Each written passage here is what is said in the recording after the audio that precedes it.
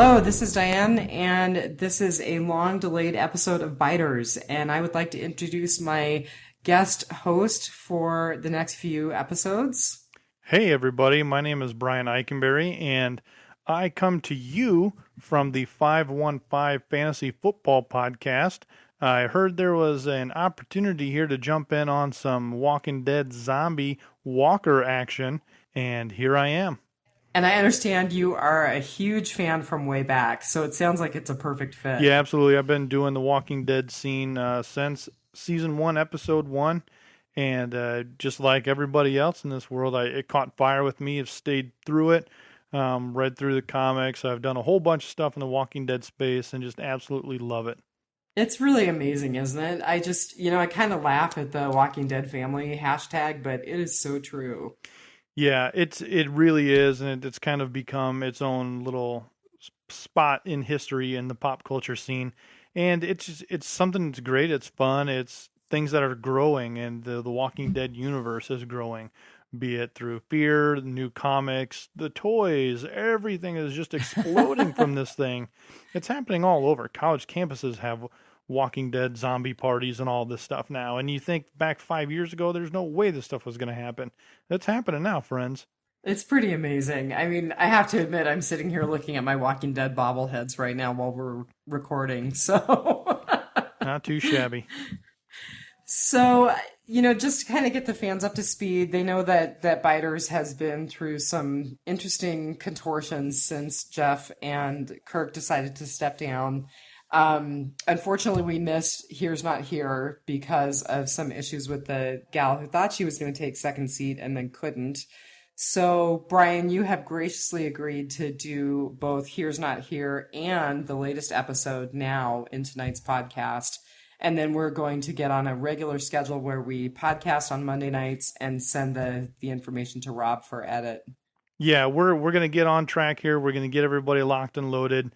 We'll get some back to consistency. We're gonna get back to just plain awesome, and we look Yes. forward to discussing this stuff. The thing that I love with my own fantasy football podcast is that interaction with the listeners. It's always great to hear feedback, to bounce ideas off of each other, and in my case, argue about position battles. Who are you going to play in your lineup? Well, I'm hoping that you'll be my Jeff to my, or be Jeff to my Kirk, because I tend to err more on the side of Kirk's judgment. So it'll be interesting to see how we mesh as far as our opinions about the episodes. So we might as well start out with Here's Not Here. Just keeping in with Biter's tradition. So the director was Stephen Williams, and he has credits for Crossing Jordan, Flash Forward, The Americans, Lost. So he's got some pretty good directing credits. And then, of course, Scott Gimple was the writer. Yeah, this episode, he was the solo pen for this episode, and that was something that I knew kind of going into it, and I really had some high expectations. I love how he is able to kind of stop the storyline, really bring everything together in a package that we can all tolerate, especially on a 90-minute episode.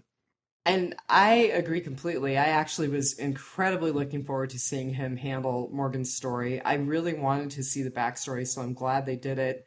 And I did not feel like it was 90 minutes. I've heard other people say that, and I feel like it was really beautifully handled.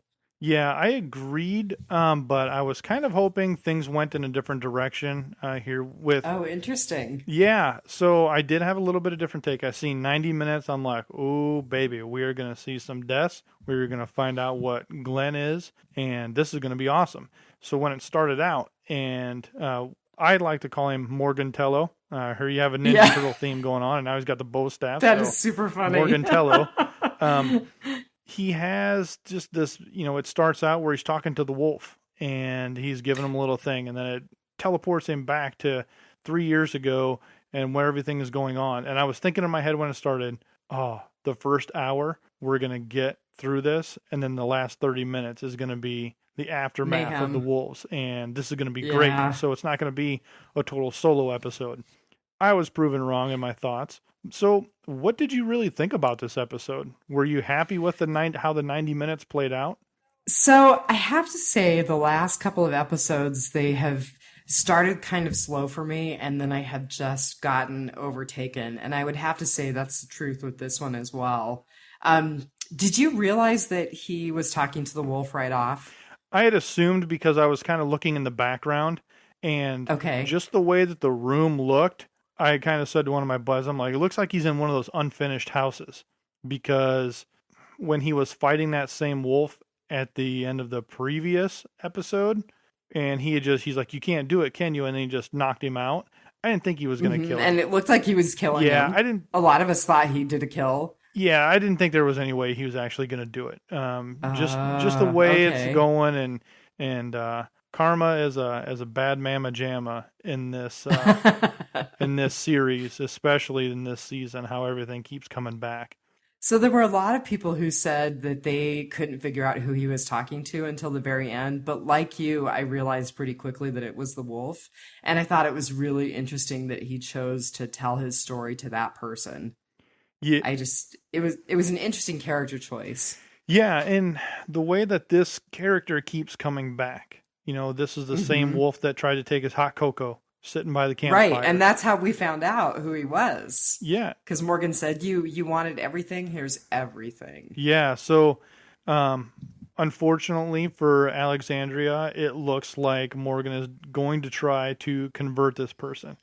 And what I kind of thought that as it was going on, I thought maybe Morgan is going to kill him at the end. Maybe he's spilling his guts out there and he's explaining his story, and Hmm. then he's going to kill him. And then the story's just gone. He's gotten the story out, and the story's gone. Right. Well, it'll be interesting to see what happens with this guy, and that is definitely down the road in my goods, bads, and uglies. I can't remember exactly where I put it, but I'm not entirely sure this wolf is with us for very long. Well, somebody's not going to be with us for very long. That's for sure. So, you asked me what I thought. Overall, I gave it a 4 out of 5 partially masticated Tabithas. Well, that's much higher than I would have rated it. I tend to rate pretty high, I have to admit. Kind of going off of what you guys were talking about. I'm going to give him 2 partially eaten goats out of 5. Oh, that's brutal. Yeah, I was not. I like to stay positive. I like to get with it. But to me, the Morgan Tello episode was really kind of, for me, it seems like we could have expedited things a lot more. Made it a little shorter, or made it, as you said, an episode that partially deals with Morgan, but then brings it into the Right, future. right. Yeah. So, a couple other things before we get into the good, the bad, and the ugly. I wondered if the Art of Peace had suddenly had a huge boom in sales. Oh, there's people out there trying to run around with their bow staffs at the sunset on a crick bed and Yeah. just absolutely having a blast. So I have to tell you, it was kind of funny. I did go on Amazon just to check that out, and it's sold out right now. The paper version is sold out. So I'm assuming that this is at least part of the reason. And there were some really funny reviews. One of them said, "Great book. I'll give this to the guy in my living room cage." That's awesome. And another one said, "Morgan sent me." That's cool. Yeah, so let's talk about this episode for a minute here because I think for me it was full of a lot of little things that added up into one big thing. But I tend to get a little disgruntled at episodes that force me to understand somebody. And understanding Well, was Eastman. You know, I did see this referred to as a filler episode. yeah. While it may not have been a full on filler because I don't think a filler would have been 90 minutes. Right. They really needed to emphasize why Morgan just won't kill one of the wolves, as he is watching people in the streets hack off arms and legs and painting W's on their heads with guts. He still won't do it. So I get that we had to really devote all of this time to understanding Morgan and his relationship with Eastman and how Eastman came to be, and when he strayed from his path, how he found nothing but misery and then came back to peace. We see that, we understand it, but good golly, it just seemed to kind of clunk and clunk. So I got to be honest with you, that's definitely in my bads. So let's start out with the Yeah, let's goods. do this. I'm sorry. I'm not used to your format. No, no, no. It's all good. So, I'm just going to kind of poke you through the format, and just to let the Biters listeners know, we're going to keep what we love as far as the format, and we're going to work together on maybe some changes, but we're just going to take it as it evolves. So, I'll go ahead and open with my goods. I definitely thought it was really interesting that Eastman was a forensic psychiatrist. I thought that was an interesting play on that character, and having a husband who works in corrections. You know, I just don't necessarily believe in the good of humanity like Eastman does. Well, yeah, I think it was just a good play on a unique skill set that someone that has not been presented in The Walking Dead yet. Yeah, exactly. We really haven't seen someone who can analyze, and that actually brings another good for me, which was that somebody finally talked about PTSD. Somebody finally said the phrase and said, "This is what you're experiencing." And I loved what Eastman said about we're not built to kill. We're connected. We're all damaged, traumatized people, but we're not built to kill. We don't have the innate tools to kill. And that's why we come back traumatized. Yeah, absolutely. So And go I, ahead. I don't know about you, but I really feel like at a certain level, just about every person in the show is experiencing some sort of PTSD. So it's just really pertinent that somebody finally spoke the words. Absolutely. It is something that every character is affected with. And being a veteran myself from the United States Marine Corps, we see these different effects on every individual, and every individual handles them differently. And it's so critically important to talk about it. I mean, even outside, one of the things I love about The Walking Dead is that I have said repeatedly it's not just a zombie show. So the fact that we're bringing to light something that we are seeing in our culture, even through a show like this, it's important. It's important that we're talking about it. Yeah, I totally 100% agree. So is it my turn now for a good? Is that You how can we do go for this? it. Yep. All right. So my good, which was very small in this episode, but my good on this episode was how everything you've seen on screen had a role in the overall storyline of Eastman, be it the drywall that his daughters colored on Oh, right. or the cage. I thought the whole time the cage was for the goat.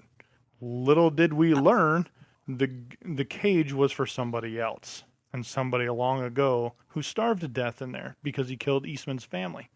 I did not see That's that a coming. really good point. So I didn't see yeah. I mean, I even with the drywall was like, okay, obviously this is important, but what's the story? yeah, when you learn the story of why he went to go turn himself in, and that's how he found out the apocalypse was, and Yeah. it just it was unique. It was, the goat was his companion. The staff, he cleaned it every single time, and those little details Morgan picks up on, because when you see Morgan use his staff, he wipes it off as soon as the attack is done. He wipes his staff off every single time. So all these little tiny things have really taken hold with the episode, and really taken hold with Morgan on who he is. And that's why this was a 90-minute episode, because they had to stress that strength and that bond that these two had in Master and Sensei. To I think go I was ahead. just gonna say, Sorry. just for him to carry on with who he is today. And I think sadly, because I don't want to say the episode was rushed. I mean, it was 90 minutes, but I don't think we necessarily had a complete chance to see that relationship build. I'm not sure that they could have done it and kept momentum, but they obviously had an incredibly close relationship. Yeah, it kind of makes you wonder if this was supposed to be a two-part episode, if this was supposed to be Right. two 1-hour segments, and then seeing as how, they listen to the community, and they probably might have said, you know what, we need to make this one episode, because if we do 2 weeks of this, I think we're going to be in trouble. It's really interesting that you say that because I can't remember where I read it or heard it, but someone compared this to the Governor episodes from last Yeah, you season. bet. Not, or season before, sorry. Last season, season Season 4, before. yeah. They they blur together sometimes. But they said, they really lost momentum by making it a 2 episode arc. They could have done it in one. And so I agree with you. I think that's one of the reasons they made the decision to do this as a 1 episode kind of one off. Yeah, I agree. Couple other goods, and this kind of builds on the relationship between Morgan and Eastman, but I really loved the moment where it looked to me like Morgan was reading out loud from The Art of Peace, but Eastman was speaking responses back to him that were from the book as well. I thought that was really nicely handled. Um, it was just very unique to see Morgan in such a state of controlled aggression, I guess you could call it. Hmm. He's pissed off at the world. He wants to break out. I'm going to kill you as soon as I get out of here. And he's going to do all this stuff. And Eastman just keeps batting it right back. What state of mind are you in to never shake the door when you wake up in a jail cell? Right. I loved it when he said that Tabitha had figured out the door was open and he still Yeah, hadn't. it's Yeah. hilarious. I love it. And what you're saying about Morgan and his state of mind, one of the things that I really did love about this episode is that we see Morgan in so many different parts. I mean, we see Morgan the father and kind of the rough version of Morgan in the pilot. We see Morgan just losing it in Clear, and now we really do get a chance to kind of see how it comes back together. And he's still an incredibly different person than he was in either of those episodes, but there are fragments of those Morgans in this new Morgan. Yeah, it's just a very tough experience in this episode. So that's why my goods are very shallow here. The one thing I took So was go the ahead. detail. Oh, go ahead and hit me with your bad then. My bad was how it was all And it's handled. okay if it's long. It's Yeah, okay. it just I'm trying to stay positive. It's 2 weeks ago. We've moved on from it, but it was really how it was 90 minutes, and that was the heartbreak for me. Whether I had already amped myself up prior to going in, or that I had mentioned it earlier. I was being forced to relate to Eastman, and I didn't want to. The show kept forcing us to understand his family and understand why he is the way he is, and then he starved the guy responsible for his family's death, and I didn't care. I didn't want to, because I wanted to Hmm. see Morgan yelling at the fire when he started his ammo bunker on fire, and having those conversations with himself, and yelling at his wife and his son, and having that emotional release on, why did you do this? You had the gun. Why didn't you shoot? You had the knife.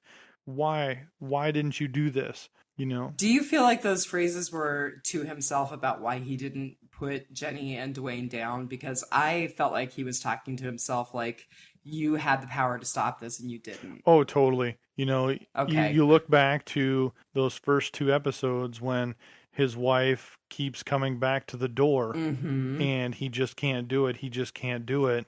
And, ultimately we get that little glimpse of him in season 3 where, I was down the basement and looked up the stairs, and there was, Right. what was his name? Donnie? Dwayne. Dwayne. Yeah. There he was, and she just tearing into him, and he just kept crying for mommy, and he 100% holds himself responsible for You know, that. Kirk and I talked a lot about consequences a couple of times that we podcasted together and how it really does just keep coming back. And, this is where Morgan is at right now. And what happened to Dwayne is a direct consequence of his inability to put his wife down. Oh, and that's the biggest theme of The Walking Dead for me, is that every Hmm. action has an equal or opposite reaction. And it Absolutely. comes back in many, many ways, especially in this most recent episode, which we'll get to here in a little bit. But, Yeah. in Here's Not Here, there were, So, I oh, would go say, there ahead. were so many cause and effects, from the father and son that were chasing him through the woods. He choked the guy out, and it came back to be the Right. walker to bite Eastman in the back. And I missed that yeah, completely. That's a good that observation. was the guy he choked out, and he came back to bite Eastman, then subsequently kill Eastman, and all of these little things that are left undone, that aren't decided on, that aren't completed, all come back around. Everything. Yep, everything means something. Everything means something. Ugh. So, it sounds like our bads were actually really similar. I did feel like a lot of the episode was pretty heavy-handed. And again, what you were saying about being forced to like Eastman and being forced, just kind of being forced into believing that this path happened for Morgan. Mm-hmm. It actually seemed more organic to me before we got the backstory, which is a little disappointing for me because I really wanted the backstory. But Wasn't what you thought. I yeah, I just felt like it was really, really heavy-handed. And I wrote down the quote that Eastman said, "The door's open, it's been open all along." And I thought, the symbolism that is just reeking in that statement really shows how heavy-handed the handling of the relationship was. Yeah, it was tough. It was tough to chew it all for 90 minutes. It was tough to understand why they were doing it, but I definitely think that we'll get to that part in our uglies. I think so too. Well, one more thing about the Sure. bads. I just thought that Eastman's death, although I'm so glad that you said that about who the walker was, because that makes it more meaningful for me. At the time, I was thinking this is just a convenient plot device. It's convenient that Eastman dies and that Morgan doesn't have to explain this other person. Yeah, that was something we kind of seen the writing on the wall happening. Okay, he's going to die. How's he Hmm. going to do it? The one thing that was agitating me as that happened is like, he got bit. He doesn't realize he's going to die. How is Morgan going to do this? Because Morgan knows he's going to die, but Eastman doesn't know he's going to die because he was handling himself so well. And even when they Right. were burying the bodies, he was like, nope, got to bury these bodies, got to grab the ID, got to write the name, got to do all this. And then when they were back in the house, he finally said, okay, I'm ready. I have a gun in here and there's a bullet. Let me take care of it. That just blew me away because he was able to control himself all the way through, calm, cool, and collected, take care of the task at hand, and that was bury the bodies, identify them, write their names on the markers, and then just be done. And that Yeah. really showed where he was in his training and how he had came to peace with himself.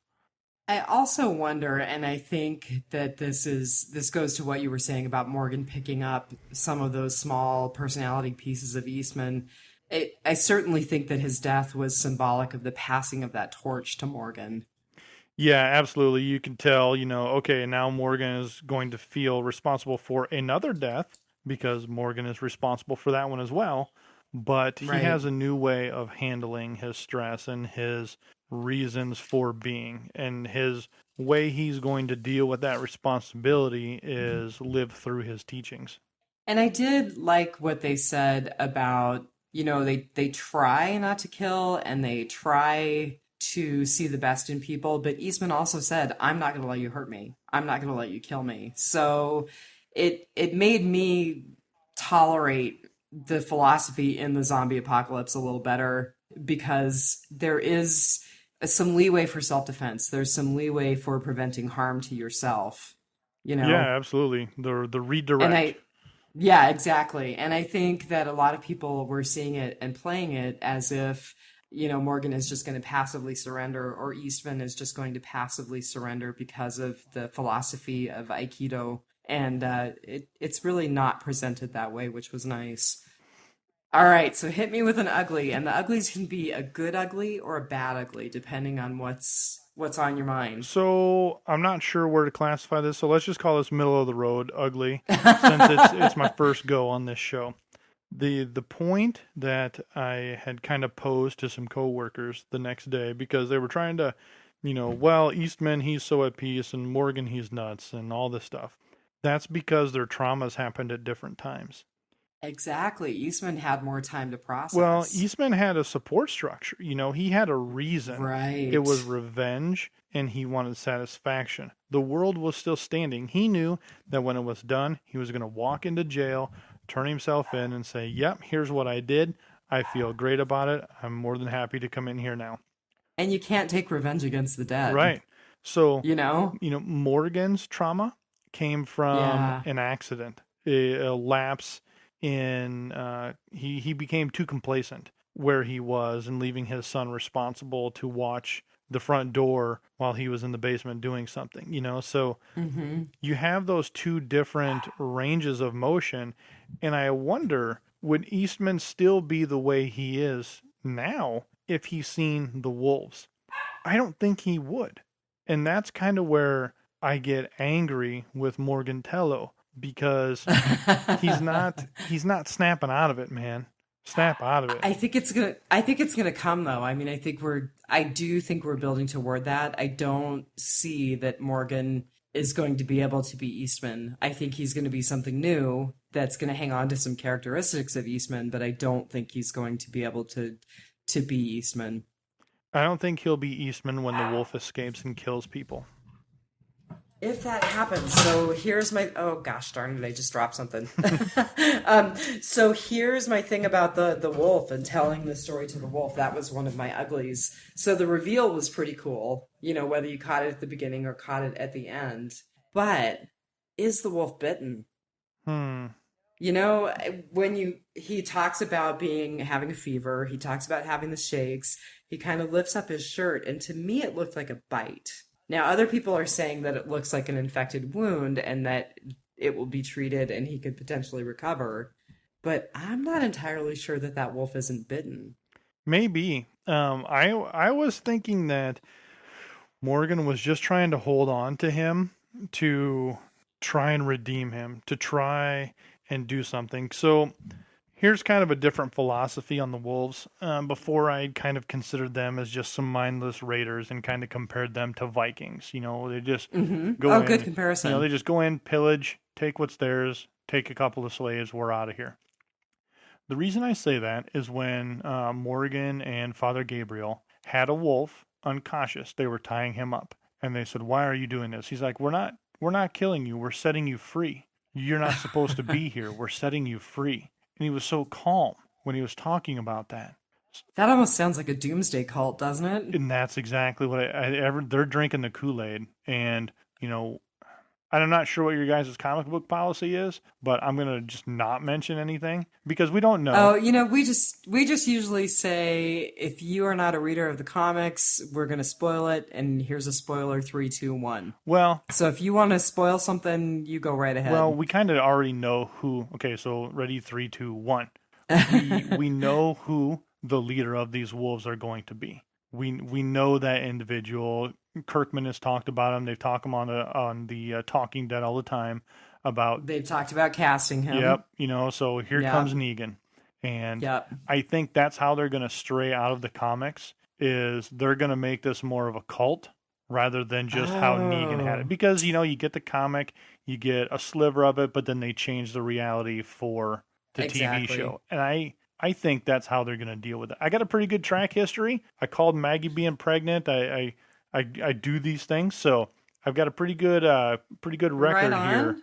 at these grandiose ideas, and I think that's how they're going to kind of steer themselves, is that they don't see themselves as Vikings per se. They see themselves as saviors releasing you I was gonna from say, this there you go, evil, saviors. a la Yep. Jesus coming. So I'm not all the way through that arc in the comic book yet, just to let you know. I'm past where we are in the series, but I'm working on catching up in the comics. So, Gotcha. um, so one of my uglies is a good ugly, and I don't know, do you follow Kirk's art very much? No, I His don't. tribute art? So he did some tribute art for the episode Coda, which is the episode where Beth Hmm. died. Um, because at the very end, we've got that little snippet of Morgan setting up his altar in the church. Right.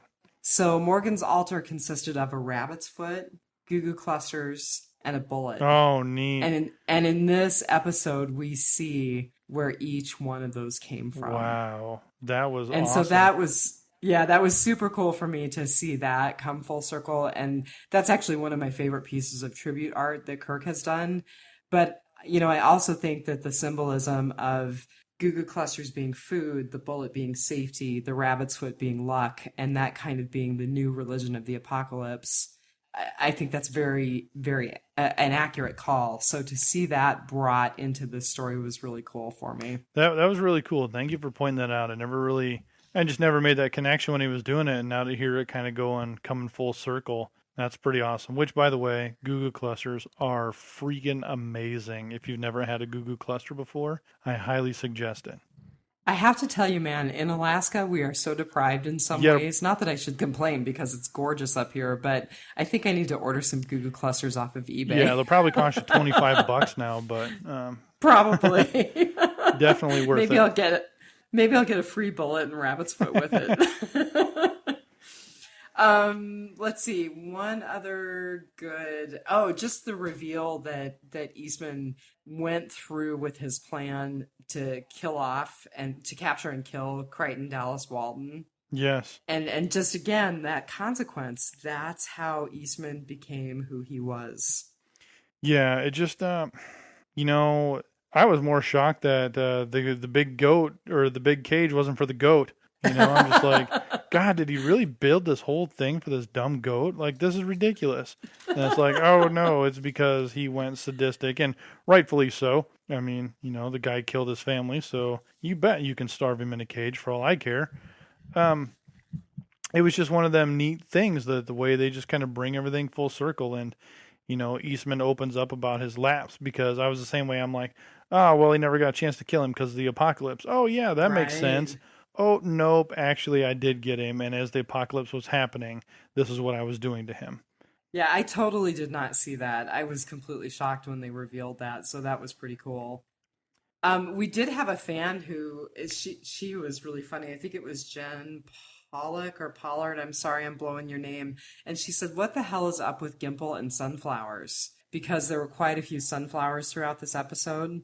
And Eastman actually talks about how when he picked up Crichton Dallas Walton, I think that's his name, that he was planting roadside flowers, and he specifically says he was planting chrysanthemums and forget-me-nots. Hmm. So I thought it would just be interesting to look up some flower symbolism, and sunflowers tend to be very joyful and symbolic of adoration, and of course symbolic of the sun. But chrysanthemums, it depends on the color. So red, they symbolize love.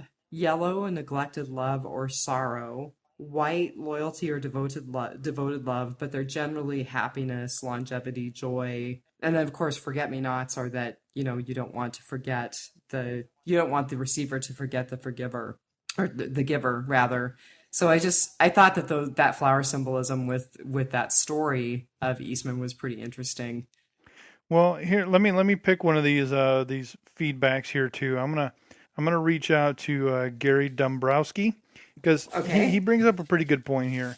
He says, "What's with this episode? I think they should have called it the Morgan Filler episode. there you How to go. become an Aikido master in several days. I'm not sure how the origins of offerings of Morgan left at the church furthers the storyline.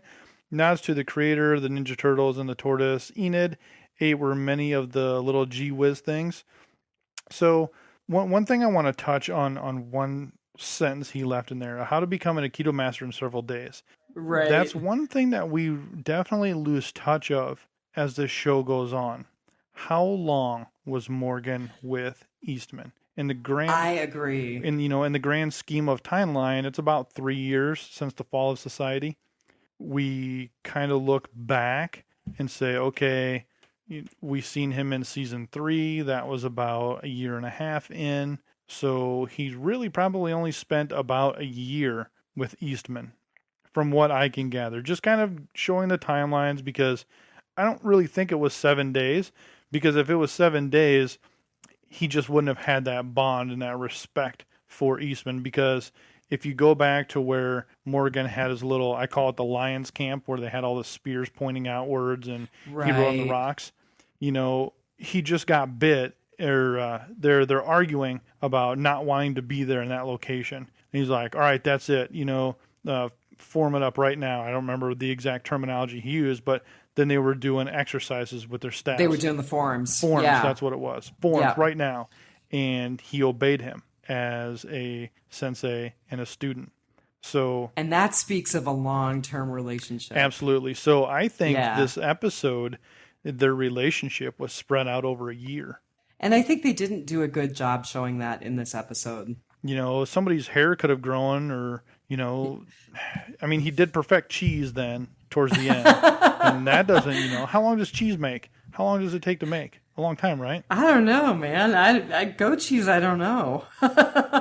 Crazy. So, thanks, Gary, for reaching out and shooting us the how to become an Aikido master in several days. And, Gary's rating was not far from yours. He gave it 3 awful tasting goat cheese samples. Yeah, so right on,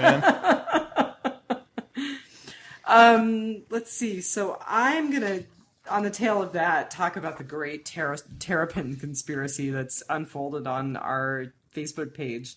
So Kirk was the one who posted the meme that showed all of the links between the Mutant Ninja Turtles, Teenage Mutant Ninja Turtles, and this episode. And then I commented that Gimple sent a message to Hardwick on Talking Dead, basically saying sometimes a terrapin is just a terrapin.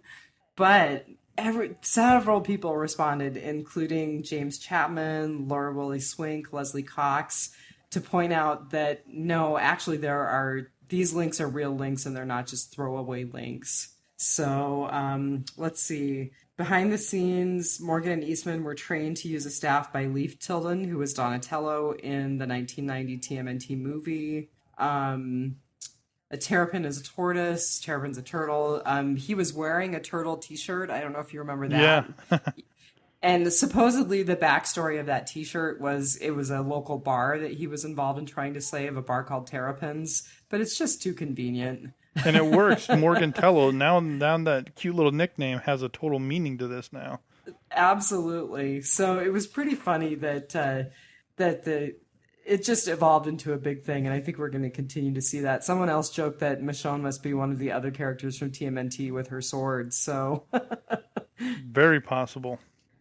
Let's see. I like to look at callbacks too, so I'm going to throw in a couple of callbacks and then maybe one last feedback on this episode, and we'll get to the next episode we're going to talk about. Let's rock and roll. All right. So, definitely the callback to Coda with the rabbit's foot, the Goo Goo clusters, and the bullet. I also thought there was a nice callback to Guts, and it was when Eastman insisted on collecting IDs from all of the walkers and kind of giving them identity as people. And that was really a callback to when Glenn and Rick were covering themselves in the guts of that walker. And Rick said, I'm going to remember this guy's name and I'm going to tell my family about this guy. Yeah, absolutely, man. These callbacks are awesome. Yeah, they're really cool. I think they're really interesting when they happen. And I'm not quite as good at spotting them as some people, but I enjoy looking for them. I also loved that they showed the moment of Morgan walking past the Terminus sign. That was a nice callback to his little endings in season 5. Yeah, when he emerged from there, I'm like, oh, he's going to Terminus, and then the sign, I'm like, yeah, cool. Yeah, that was really perfect. Which, side note here, just so you don't know my history, that is one story arc I wish we would have developed further. I wish we would. They took it so fast. Yeah, and that's the thing. Like, it was whoosh, it just kind of swept over, and then you had some kind of on the trail end there hunting them down and tainted meat and the whole 9 yards. But right, it was just such. And the cannibals were actually a much bigger story, or the hunters, I think they were in the series, in the comic book series. Yeah, it was, and that's kind of the thing is that I just thought that was such a very unique opportunity, and then it was kind of over before it was done. So, anyway, sorry. Oh no, that's cool. So that's kind of how we roll on this show. Perfect. So just wrapping it up, what did you think "Here's Not Here" meant? Here's not. I had a hard here. time. I was reaching. I think that is his way of saying, "Here is not here." And that's mental. When he was talking about going through the door, but you just keep circling back to the place you started. Here is not here. Interesting. This is not your reality. You have to do this to move on. And that was something that Morgan, even though he kept saying it, he just couldn't do it. And that's where he was talking about But, that door has always led you right back to the same spot, but there's always that glimmer of hope that the next time you go through it won't take you back here. So maybe Morgan finally found his not here Yeah, by moving he on. finally opened the right door. Yeah.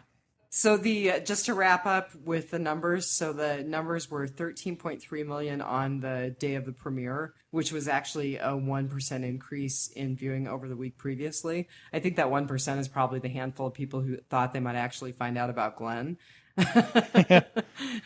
And then Live Plus 3, which are the people who DVR, it said it was up 134% in the 18 to 34 demographic and up 140% viewership in men between the ages of 18 and 49. So pretty significant increase with the Live Plus 3 numbers.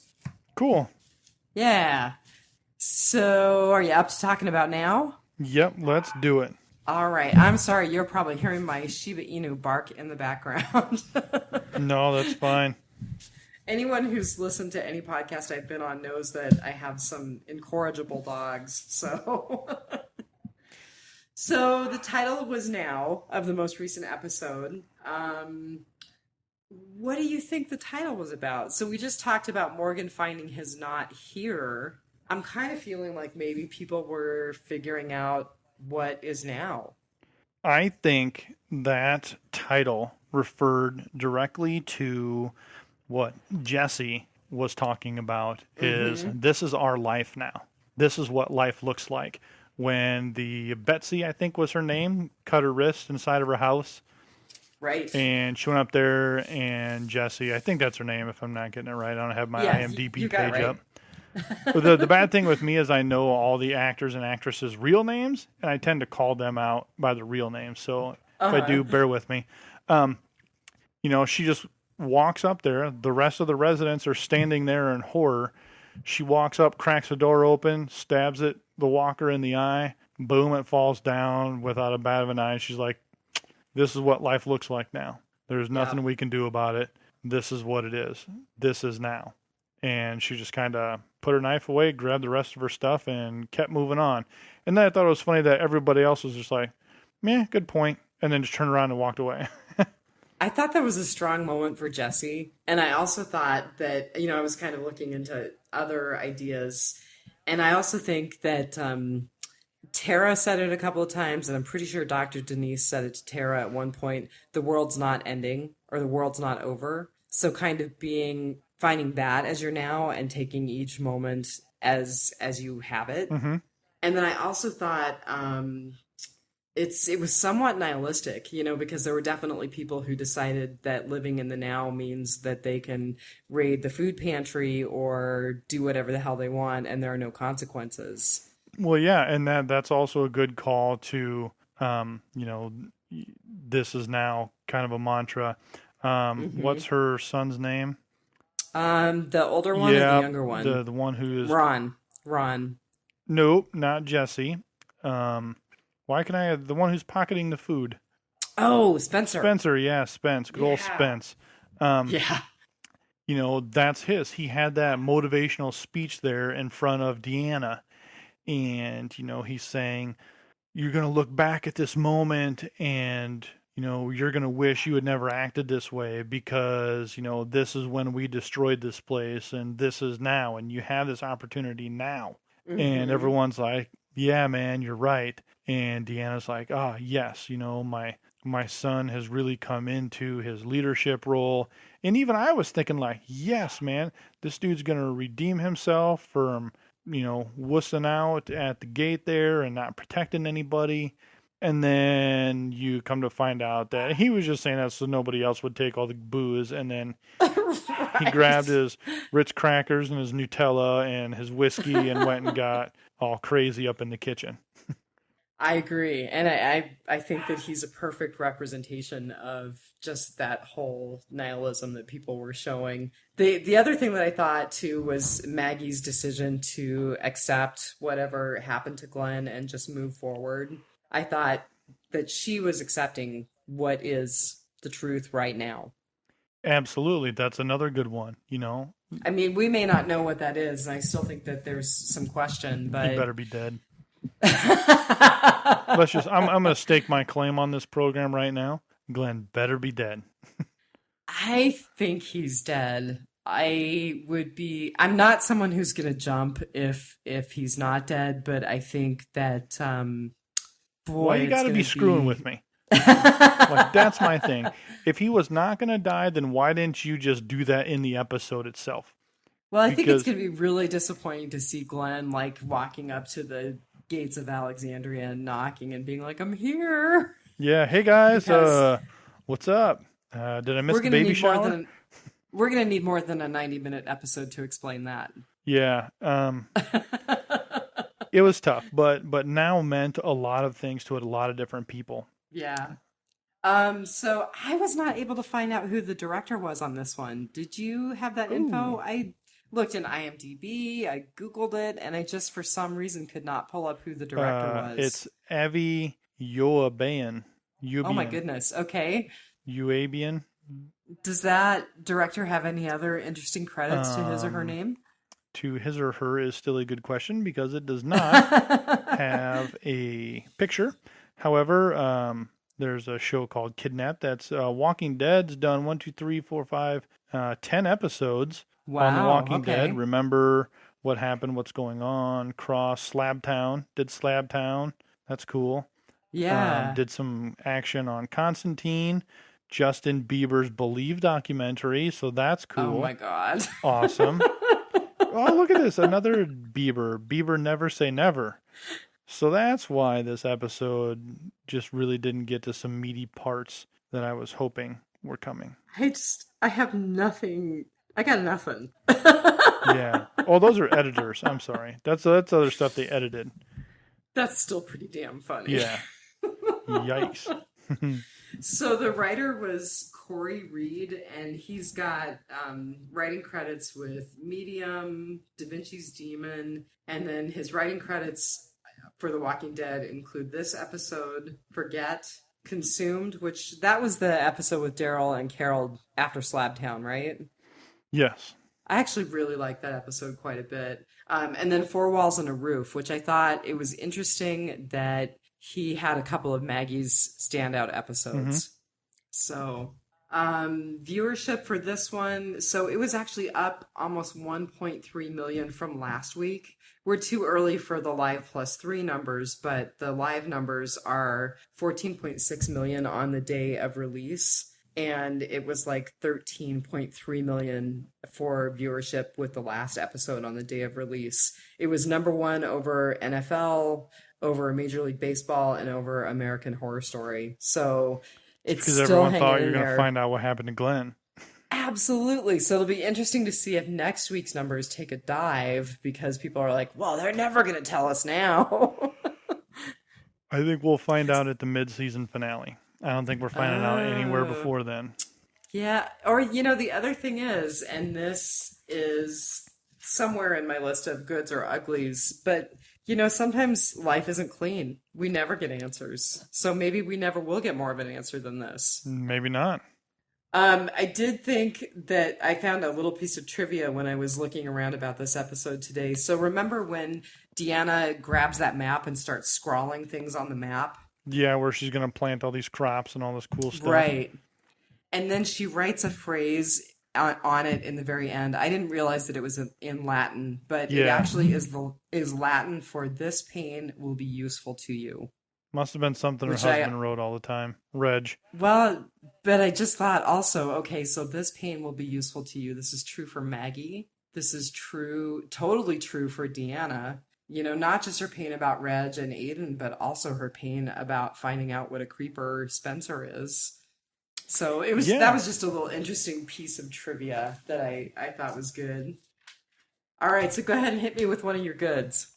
Well, one of my goods on this episode is that we get to see these little seeds of a lot of problems coming.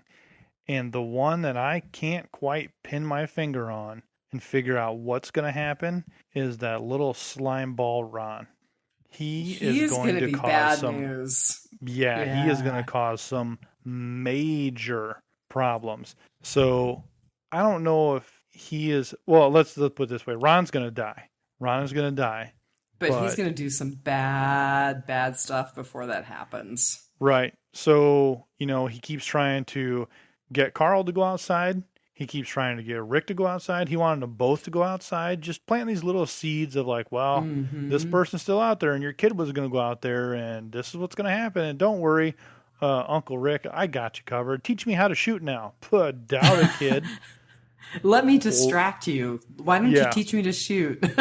Luckily, Rick was smart enough to take all the bullets out of his gun and then was like, okay, here. So that was good at least. So here's Was that his python that he handed over to yeah, that and it's kid? like, dude, that kid can't hold it. And even if it did fire it, That's, it'd pop you right in the face. I was totally thinking that's Yeah. really not a gun Yeah. to That start a gun's kid like out 7 with. pounds. Yeah, that ain't gonna happen. So here's my big prediction for this. So here's my big prediction for Ron. Okay, go for it. It is a comic book throwback to way back, way back. So not really a spoiler. I think I might know, but go Carl's ahead. gonna blast this kid right in his face. Do you think it's because of what happened in the van in Yep, the comic that's book? exactly why. That is exactly Yeah. the scene I was thinking of. Is there's a scene where this kid just keeps making noise and just a little turd, and Carl has had it. He knows what's going to happen, and Carl opens up the van doors and kaboom, just blasts him right in the face. So interesting that you say that because I listened to the David Morrissey, Andrew Lincoln interview from Walker Stalker Con today on their podcast feed. And Andrew Lincoln made a reference to how we're going to see a lot of issues with Carl in this season. Yeah, I definitely think Carl is going to get his groove back. And, Carl's killed before. He shot that kid outside of the prison And didn't even when think twice. nope. Yep. And, Carl confessed to being a monster to Michonne outside of And Terminus. once again, we've lost our moral compass, right? So Herschel's gone. Now, as far as we know, Glenn is gone. Hmm. Rick is So, spinning. yeah, it's, I definitely think that, and maybe it's Ron, like, trying to shoot, Carl, Or or, worse, Rick. maybe he tries to stab Rick, or maybe he tries to do something, and Carl is not having it and just pulls up and just taps him one. Oh man, good call. That'll be interesting to see how that plays out. So that was my good So, is the seeds of Ron. yeah. Yeah, I definitely think we're not done with Ron. I agree with you.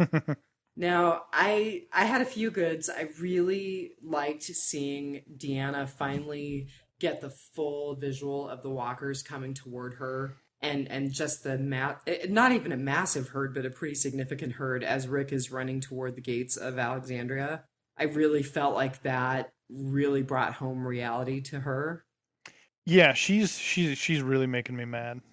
Yeah, it Just apparently didn't. She hasn't figured out that you need to kill them with a headshot, but well, yeah, I mean, she's now dealing with her trauma. We kind of talked about this with Morgan and right. Eastman, and she's finally 3 years into this is having her trauma with Reg getting his throat cut open, her youngest son dying in the field, and now, the town has fallen and they've witnessed this brutality.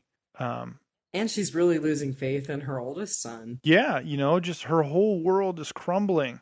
Yep. And I think she was looking to blame Rick when they were all kind of in that circle up by the front gate. And that's when Aaron stepped in and said, this happened. Rick saved half of these walkers from coming to here. Yep. I'm the reason the wolves came here. This, that, and the other thing. And then she kind of nodded and walked off. And everyone's just kind of like, oh, okay.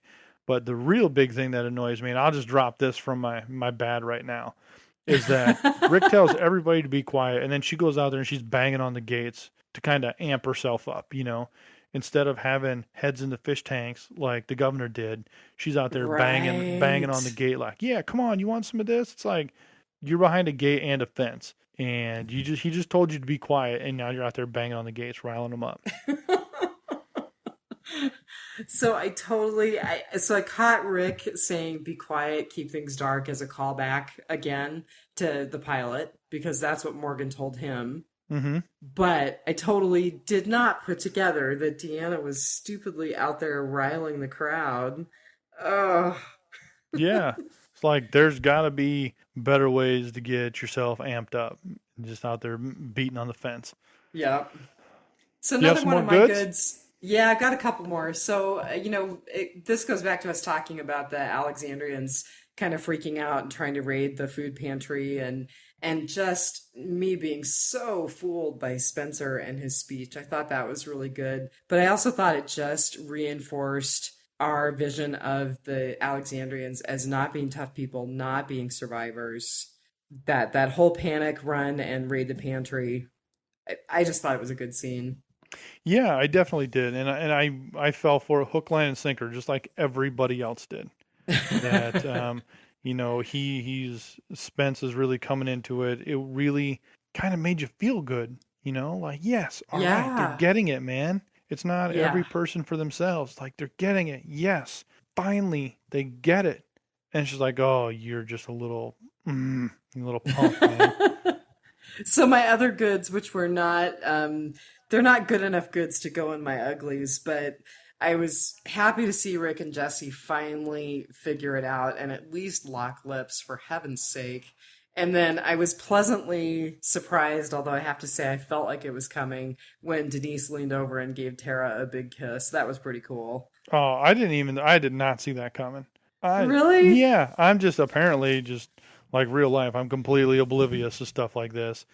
So I got to And tell you, when I watched the X Files, I was a shipper totally. So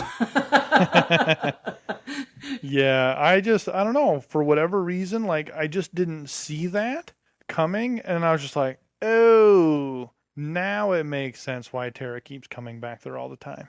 well, and Now so I this get it." this kind of leads into one of my bads, which is where the hell did Tara get lipstick and smoky eyeshadow in the zombie apocalypse? They were probably in somebody's little cabinet there, I guess. It I was mean, a I fully guess it is stocked thing. Alexandria, but They're out on runs. People are requesting pasta makers. I'm sure they can request some makeup from time to time. okay, that's fair. If they're gonna get Mrs. Niedermeyer her pasta maker, and they really were trying, I can imagine that they would get some smoky eyeshadow for Tara. That's fair. So, moving on to, are you done with your goods? Yeah, I'm done with my goods. Okay, so moving on to the bads. Did you catch who made the decision to put Glenn and Nicholas on the list of the dead? No, I didn't. I was just trying to figure out who made that call I because thought it I was felt just the like, kids. I thought they were just taking kind of inventory of who was still gone. oh, And okay. to them, to the Alexandrians, hey, if you're stuck outside, you're dead. There's no way you're coming back from this. But they don't know I just felt like it to was so quote, premature. yeah, but that's how they think is you're out there, you're dead. And to Yeah. kind of quote Rick from being in the train car, they don't know who they're messing with. Very true. Okay, so and how I totally missed the whole Betsy thing. So how the hell did you figure out that she was the walker? How did you figure out her whole story arc? I didn't figure it out until The Talking Dead. Well, Did at they actually first when show I her seen kill herself? no, they didn't show her kill herself. What I thought Okay. at first when Jesse's seen the curtain move, I'm like, they got another wolf. Like there's another wolf hiding in there. What are you doing? Oh, are you kidding me? And then Betsy she put her hand on there and you could see there were cuts on her wrists that were bleeding. Oh, okay, I So missed that. yeah, she just offed herself instead of because here's what the world is, here's what's coming. I don't want to deal with it. I'm tapping out. And that's kind of how it goes. And it's probably what I would do as soon as my iPhone died. I'm like, well, that's it. Ain't nothing left for me anymore. I kind of feel like with the horses and the dogs, maybe we've got some advantage up here, but who knows? Horses, dogs, and cold. So, Go ahead. So, sure. do you have some Yeah, bads? I got some bads. There was All some right. there was some meat on the bone that they did not give to us. I feel, every episode is about an hour and a half, hour and 20 minutes long, and they cut it down. They cut a lot of stuff out that they don't think is valuable to the viewers. And Right, there's I stuff will that ends call, up on the cutting room floor. right, I have what's called the BS flag, and I'm raising that right now because I find it very hard to believe that when Rick comes back into the gates for the first time and goes, "What the hell just happened here? There's all these dead bodies all over the road." How did we miss that conversation? Right. And how How did did we we miss miss? Rick getting out of his pickle? Well, I just thought he was just going to go up on top of the roof of it, but it's not too far fetched to see just Rick just heck with it. But I'll throw you this little tidbit. Maybe we see him running because Sasha and Abraham and Daryl kind of pulled him away so he could Okay, run that is. back. I'm glad that you brought that up because that's totally on my list of bads. I just was really frustrated that there was just nothing about Daryl, Abraham, or Sasha. Yeah, I think we're getting the side by sides right now. So we're gonna get one more and maybe another episode in 2 weeks about Hmm. these same timeline, just weeks apart. We're gonna follow each group as the same timeline, and then they'll all come together. So let's jump back to Rick. I just find it so hard to believe that they just skimmed over it. Like, yep, he already knows that wolves were here, because when Deanna is out walking, he's like, oh, whoever said they got one, but we couldn't find him. That must have been him. So now, wait a Right. minute. You mean to tell me that we skipped over the entire conversation where Rick is brought to speed about these wolves who just come and just start hacking and slashing people without anything? Two, we didn't do a full sweep of this place. We didn't see Rick being like, all right, gates closed. We need to walk in a single file line and sweep this entire facility, and 5 people go into a house while we wait outside and we clear every house in here because there was one hiding in Jesse's house. There was one hiding in the house Morgan was in. They were in all these houses. How do we not see this? Like, these are huge issues that I have with this episode is how did we skip it? Where was Michonne? Where was Right. Where was you know Michonne? Where was Morgan? where was Morgan? Where was Eugene? Like, Yeah. wait a minute. Where And did all this happen? I gotta agree with you because I missed it. I wasn't thinking in that direction at all, but now that you pointed out, especially with Rick's experience as a police officer, he's totally gonna do a sweep like that. Yeah, so that was just a tough pill for me to swallow. So that's one of my bads there. Well, so one of my bads, and I've heard it called the slap fight, and I think it's funny, but the slap fight between Ron and Carl, they just, I'm not the type of person who says man up or things like that, but they just fought like a couple of girls. Yeah, I think And that I was don't more. usually say things like that either, but it was so painful. I think that was more Carl holding himself back Oh, because good point. he just Because didn't he's want it. truly a badass. He's like, look, dude, don't make me hurt you. Like, I will Right. cut you. Just come on, help me find her. Let's do this together. And he's just like, nope, I'm going to shove you because I've had it with you. And Carl's just, it's just that I'm going to hurt you, dude. So I'm going to shove you down and you need to stay down because if you get up, I'm going to bust your nose. I think that was Carl just really holding himself back and not just waxing this kid. Now I'm going to have to watch it again because that makes me feel better about that scene. But it I was, though, did come because, up, go ahead. or go ahead. I was just going to say, I was one. I'm like, knock him out, man, knock him out. Like, I wanted Carl just to buck up on that kid and just rough him up and say, look, you need to get This is with the it, way it man. is. Quit being Yeah. this little emo punk right now and get with it. Like, come on. I did have one little good moment from that scene. They did such a good job casting Chandler Riggs. They have no idea. He looks so much like the woman who played Lori. Oh, yeah, definitely. I mean, they just did a beautiful job, and it was one of those just fortuitous things. But he really looked like his mom in that scene. Do you think they're ever So going to bring stuff up like that again?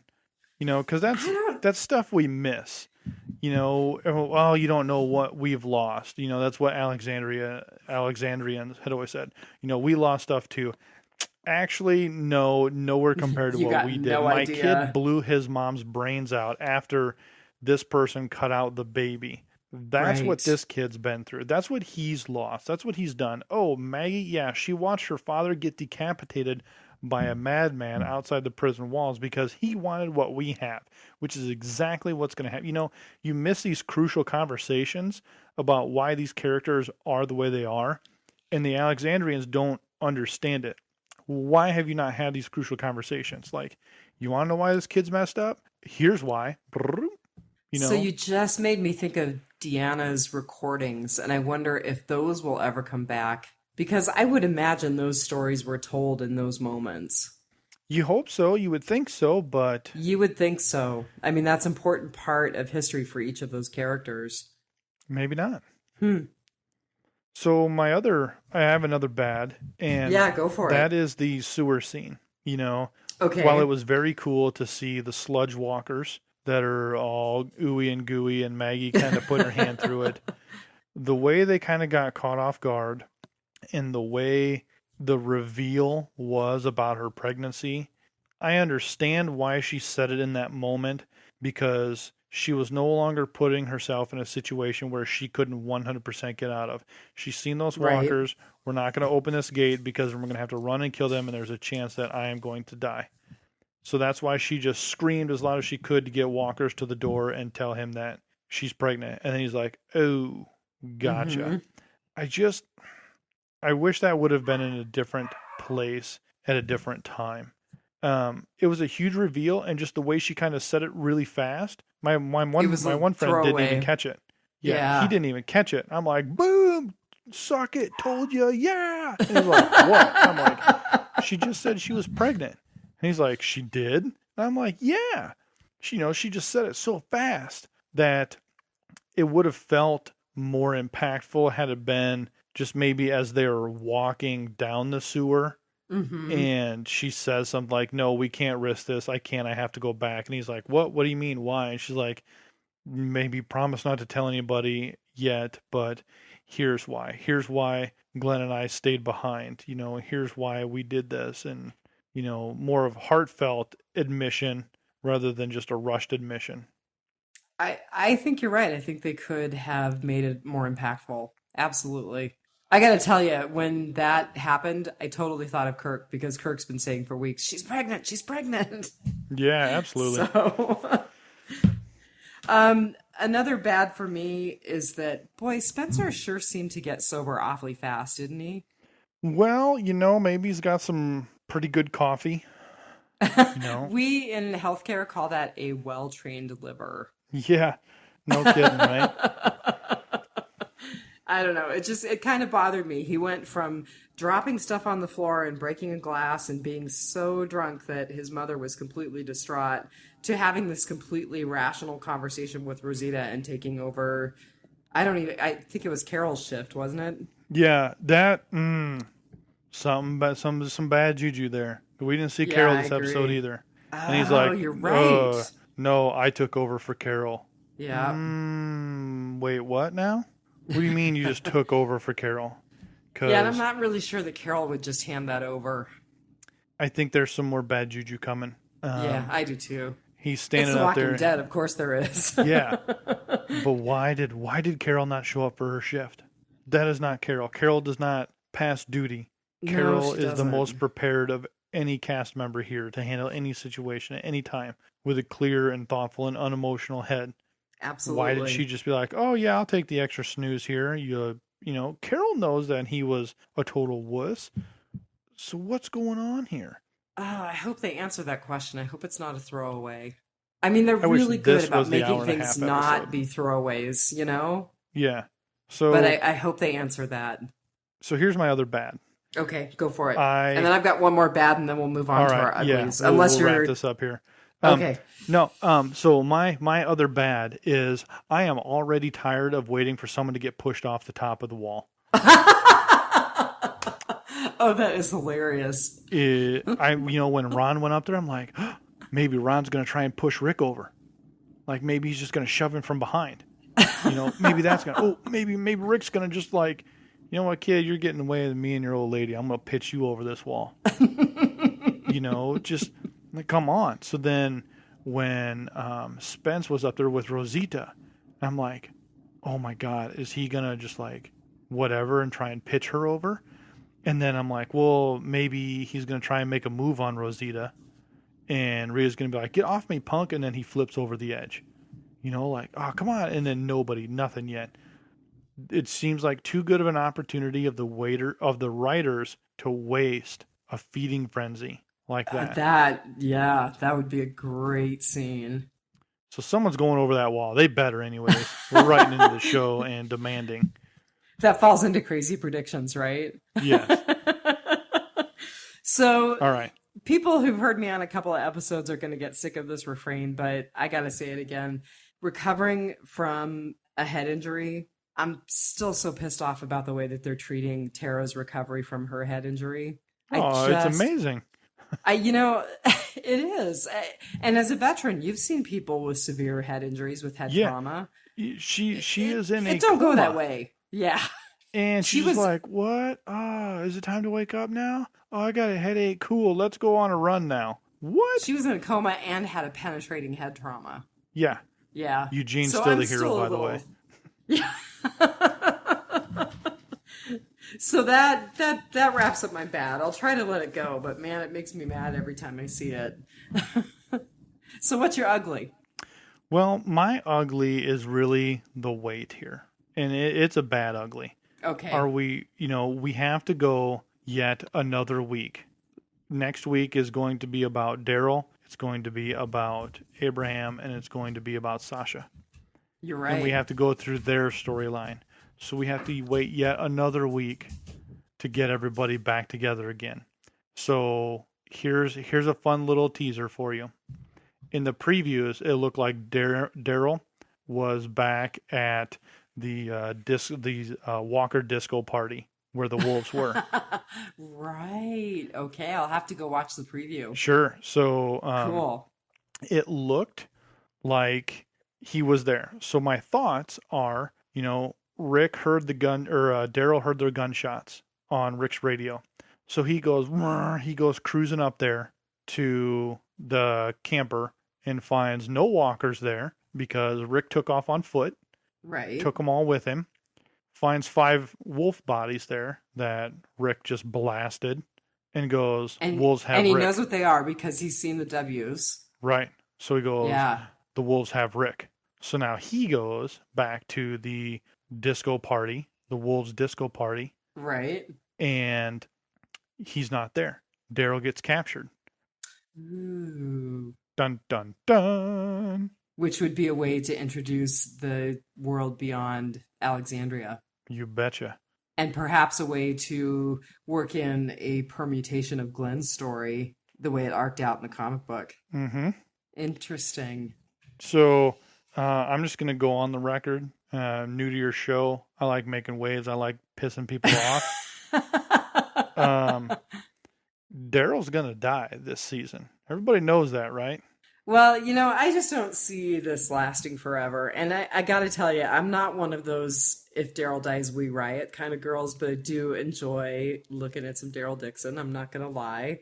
But yeah, I don't think it's going to last forever. Yeah, I just have a feeling that the love train is going to come to an end here. And I think that all kind of resides with how everyone's... Look, everybody is broken up now. We're not getting out of this with 1 or 2 deaths, major character deaths. Nobody cares about all the people in Alexandria that die. Nobody cared. We care about season 1 deaths. Yeah. And we need to start thinking about those because you have new members. Because if you have season 1 people alive forever, you knew in Star Trek The Next Generation, Picard and Riker and Worf, they weren't going to die. You know that right. Every single episode going in. Kirkman has said it. Nobody is safe. Everybody has an equal shot of dying. Although if they want to stay faithful to the comic book, faithful enough, they're going to have to keep Rick alive. Yeah, with the exception, I think Rick is With immune to yeah, death. I mean he's pretty safe unless Andy Lincoln just gets sick of doing this. It's a good So paycheck. your ugly and my ugly, one of my uglies were the same. I actually thought that the whole Glenn thing was a bad and a good ugly. So it's bad because they're dragging out the story. Um, and it's so ambiguous that that last little tease of Maggie and Aaron erasing the names from the wall. But another thing is, and this might lend to your Glenn has got to be dead. I don't know if you noticed it, but he once again is not in the credits. He wasn't last week. He's not this week. And they actually associated Lauren Cohan's name with Herschel's watch in the credits this time. Ooh, dun So dun I'm dun. kind of, is it a misdirect? Well, that's the thing. Is it a There's clue? there's tons of misdirects. So I will say this: the AMC had approved a photo to be given to Entertainment Weekly, and that photo showed certain individuals standing in what looked to be a shooting scene that were all together. Oh, and I remember hearing about this actually, and one of those individuals is the person we're talking about, and this happens in the future. Right, This is because not a flashback. Yeah. this is not a flashback because one of the other people staying there is a character that has not been introduced yet. Yeah. So my Yeah. my tit for tat with you on this is that, well, here you go. But why would AMC approve it if it had people, if it just completely spoiled the fun? Then there was an interview that Glenn gave, and he made a big boo boo, or what seemed like a big boo boo on the surface, of talking about him and Nicholas celebrated by getting their hair cut. Oh. So there's those things that are out there, but Sure, it's because tit that for makes you tat. think if they got their haircut, they're done. Yeah. But it's Interesting. so tit for tat though, because every bit you have for his death, you can find another bit that's against his death, and it Sure, keeps you've seen, going. in fact, I think you posted that meme of someone at a chalkboard with all of these different permutations, and it says Walking Dead fans trying to figure out how Glenn escaped. Yeah. Well, Yeah. my favorite meme is it's got Glenn and Nicholas in front of the dumpster, and it's got Oscar the Grouch poking his head out of I the garbage saw that dumpster, and it one. says, "Glenn, hurry! No time to explain. Get inside." Yeah, yeah. Let's see. Another, and it was hard for me to say whether this was a good or a bad ugly, but it hurt my heart for this character. So Aaron taking the blame for the wolves.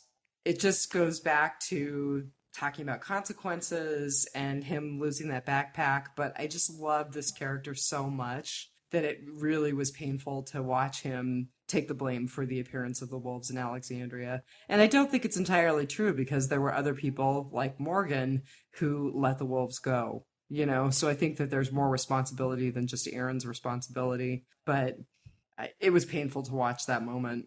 Yeah, it was pretty revealing, but also it speaks on how Aaron views Rick and the group. He views them as one of them. He views them as Yeah, family.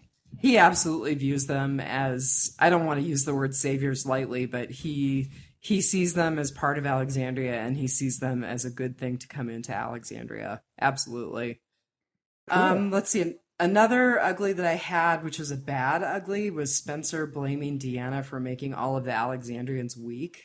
And the reason that that made me so angry is that I feel like, with the exception of Ron and Sam and the kids, every single person in Alexandria is an adult who has to take responsibility for their willing suspension of disbelief. They knew the zombie apocalypse was happening. They knew how bad things were getting. They may not have known the full extent because they sequestered themselves in Alexandria, but to take one person and blame that person for their weakness, that really ticked me off. Yeah, it just speaks volumes to the blame game that they are just going to do until they accept the reality of now they're just going to keep doing that. Yeah, exactly. One last good, and this kind of goes back to what you were saying about Maggie's pregnancy. So I don't know if you saw the thing on The Talking Dead when Glenn was maybe killed off, maybe not, and Gimple had them read that statement. But in Hmm. one part of the statement, he said, we'll see parts of Glenn in different ways. And my comment to Kirk was, parts of Glenn, that's going to be Glenn's baby. And so I kind of wondered if that wasn't a callback to that when we were talking about Maggie's pregnancy in this episode. I also liked Aaron's comment that Aaron is a really good name for a girl or a boy, depending on what spelling you use. Yeah. Well, the one thing I took from that part of Glenn was that maybe we're going to walk up to him and just going to be like Glenn's hand with the watch in it. Right. There are a lot You of know, people who thought that that might be the case. Yeah. who knows? We'll know in probably three. There's 3 episodes left. 3 episodes left. I think it's reasonable to say that we could have that resolved by the if we're going to have resolution, which I'm still not convinced that we're going to have resolution. I think it's reasonable to say that we'll have it resolved within that time frame. Yeah, I think we'll get full resolution on the mid-season finale. I agree. And then some other cliffhanger that's going to be tragic. Yes. Oh, so here's my crazy prediction, because I don't do predictions very often. I'm not very good at them. I tend to fall into the Department of Suspension of Disbelief, as Jason and Karen say over at the Walking Dead cast. But the blood that was running down the inside of the wall, I don't think that's Walker blood. You don't think so? I don't think so. I think I mean, maybe they're trying to show us the amount of pressure that the walkers are putting on the walls, and they're going to bring down the walls. But there was another part of me that was like, maybe that's Enid's blood. Maybe that's Glenn's blood. Maybe that's how we're going to see those characters that haven't been accounted for. I don't know. It's probably right. Nothing. I'm probably misdirected completely. But I thought it was just them showing them kind of bulging through the wall. That's what other people have said too. Yeah, I thought that's kind of what that throwback was, is them just kind of breaking through and kind of crushing through the wall. Yeah. But it totally could have been blood from Enid as she got back inside the wall. I don't think we've seen the last of Enid, although no I could way. be wrong there too. So, how did you rate this episode? I will give this episode, I will give it 3 sludge walkers out of 5. So, yeah, you are definitely going to be Jeff to my Kirk, because I'm rating it higher. I gave it 4.2 badly broken bottles to the chest. Yeah. And I would like to give Deanna the honorary attempt to kill the Walker of the Week, because she really did try. She just has to figure it out. Well, I don't think she was trying, to be honest with you. I don't think she was trying. You think she was just getting out some aggression? I do. I think in that moment, she didn't care if she died or not. And she just wanted to have her release of emotions. She needed, I always call it, people's coming out party to the apocalypse. This was her, this was her coming out party and saying, okay, I accept it. I accept this for what it is. And I think that's how she was just dealing with it, because then it goes back to people's revelations when they had blood on their face, when it was Michonne, when she was talking about, you don't know if it's yours, your friends, or whose.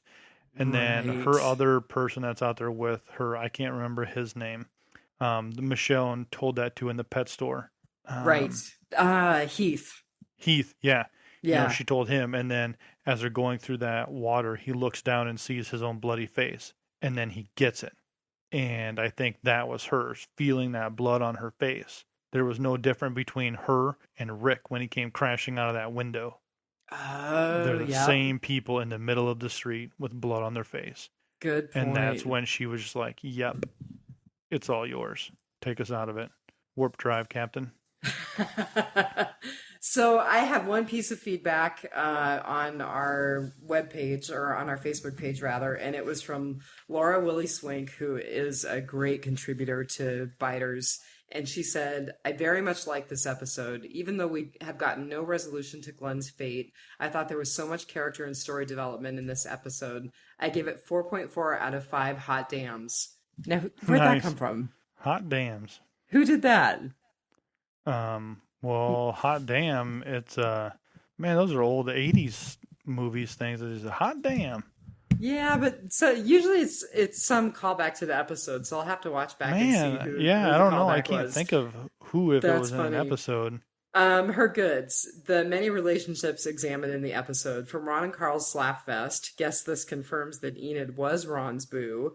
to Deanna and Spencer's Freudian issues, to Denise and Tara, I knew that kiss was coming. To Rick and Jesse, I did not expect that kiss, and it was hot, but in my humble opinion, too soon. How long has she been a widow? A week or two?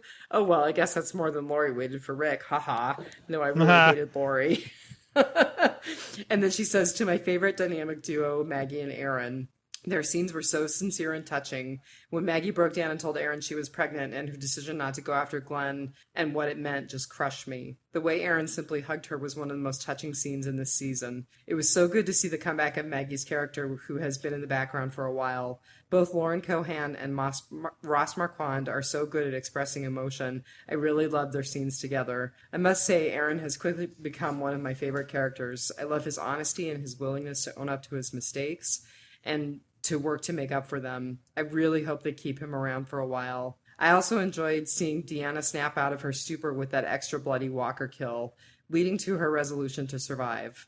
I like getting to see the development of these new characters, even though I really need a Dixon fix right now, but I think I'll get my wish next week. The bads. I feel a bit cheated for not getting to see either how Rick escaped the RV, nor getting to see up close Michonne sharing the information about Glenn with Maggie.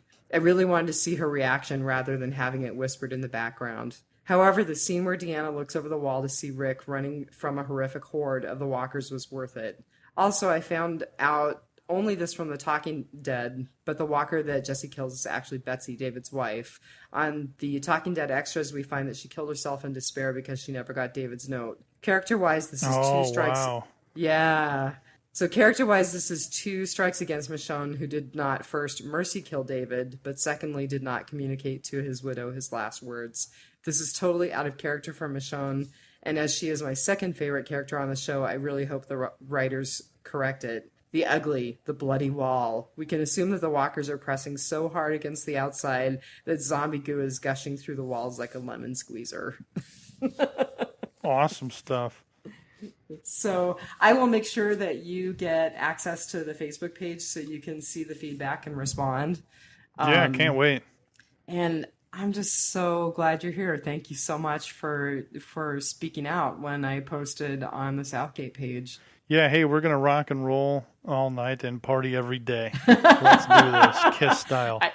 I was going to say, I think Rob is going to have to put that in as our outro. Well, it's been fun. Thank you very much. Thank you for having me. I look forward to getting to know everybody who are contributors, be it regular or occasional, and those who haven't contributed yet. I really look forward to it. If anyone is in need of any fantasy football lineup help or know anybody who is, please send them to 515 Fantasy Football. That is on iTunes, Stitcher, and the Libsyn website through the Southgate Media website. Right on. And as always, we can be found on our Biters Facebook page. And I believe that we are biters@gmail.com, but you can always send email to Southgate Media and Rob will forward it to us. So have a good night, and we'll talk to you next week. Take it one dead day at a time.